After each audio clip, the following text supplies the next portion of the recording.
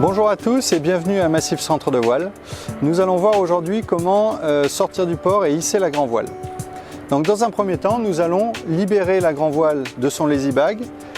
Et il est important, pendant toute la manœuvre, de libérer au maximum le lazy bag jusqu'au bout. Ensuite, dans un second temps, tous les bouts qui reviennent au piano, on va les mettre dans la descente. Nous allons libérer dans un premier temps l'écoute de grand voile et nous allons libérer le hallebat de grand voile. C'est le noir qui est sous la baume.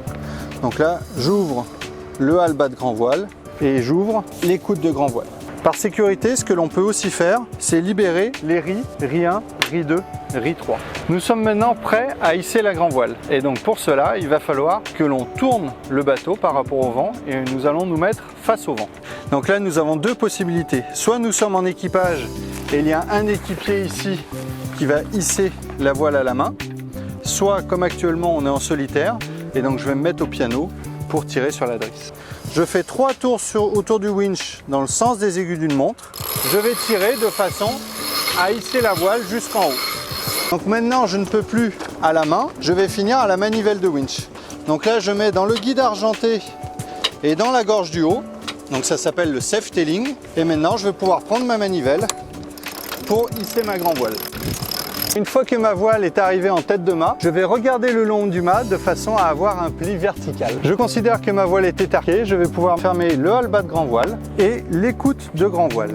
Nous allons maintenant dérouler le génois. Pour dérouler le génois, on a besoin de 2 bouts, de la bosse d'enrouleur, donc c'est le bout qui va permettre de contrôler le déroulé du génois, et on va avoir besoin des écoutes de génois. Dans notre cas, nous sommes bâbord à mur, donc je vais avoir besoin de l'écoute de tribord.